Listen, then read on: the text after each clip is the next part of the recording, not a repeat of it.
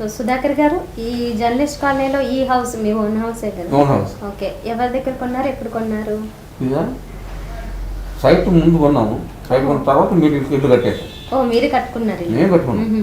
Okay, ఇల్లు కొన్నారు అనుకున్నా, కాదు. ఓకే. సో ఇక్కడ ఎవరైనా ఐడియా ఇచ్చారు అప్పట్లో, ఇది తీసుకుంటే బాగుంటుంది? అన్నీ మా అన్నయ్య తీసుకున్నాడమ్మా. ఓకే, తనే తీసుకున్నాడు. తను ఏం చెప్తే చేసాను తప్పితే నేను యాక్ట్ చేశాను, వచ్చాను అంతవరకు చూసుకుని తప్పితే ఈ టైం పెద్ద పట్టించుకున్నాడు. రెమ్యునరేషన్ ఒక్కొక్కసారి మాట్లాడాను, ఒక్కొక్కసారి బ్రదరే మాట్లాడుతున్నాను. అయితే మీకు యాక్టింగ్ మీద ప్యాషన్, డబ్బుల మీద ఆశ కాదు అసలు? డబ్బుల మీద పెద్ద ఎక్కువ ఆశపడేవాడిని కాదు. ఒకసారి రాఘవేంద్ర గారు అడిగాడు, ఎలా నువ్వు ఎన్ని కోట్లు కావాలంటాం. బ్రహ్మానందం 6 కోట్లు కావాలన్నాడు, నేను 3 కోట్లు అన్నాను. కోట్లు కోట శ్రీనివాసం 9 కోట్లు కావాలన్నాడు. ఒకసారి ఇంటర్వ్యూలా చేసామంట ఆయన రాఘవేంద్ర గారు మమ్మల్ని, ఎవరు అని తీసుకుంటారు ఆయన. సినిమాకి కాదు, ఎంత సంపాదించాలనుకుంటున్నాను. నేను 3 కోట్లు అన్నాను, బ్రహ్మానందం 6 కోట్లు అన్నాడు. అతను కోట శ్రీనివాసం ఎక్కువ చెప్పాడు, 12 కోట్లు ఏదో అన్నాడు.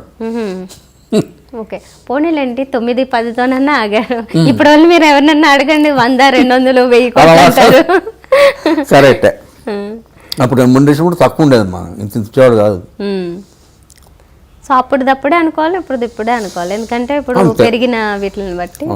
సో సుధాకర్ గారు, ఇప్పుడు కొంతమంది సీనియర్ కమెడియన్స్ లైక్ రేలంగి గారు, వీళ్ళంతా కూడా డబ్బుల విషయంలో కొంచెం లాస్ అవ్వడం జరిగింది కదా, వాళ్ళ నుంచి మీరేమీ నేర్చుకోలేదా?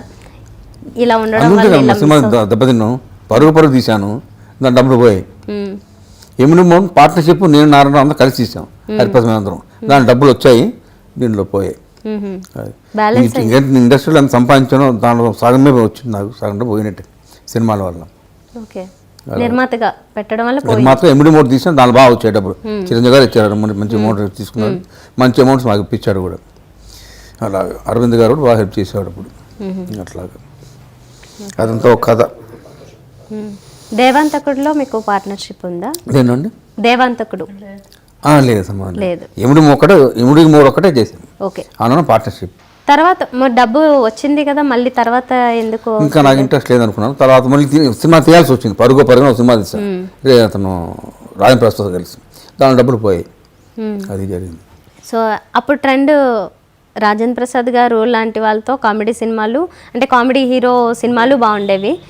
ఇటు చిరంజీవి గారు మంచి యాక్షన్ కమర్షియల్ ఫిల్మ్స్ ఇలాంటివి బాగుండేవి. మీకు దేని మీద పెడితే బాగుంటుంది అనిపించింది? పెద్ద ఆలోచించాను కదమ్మా నేను.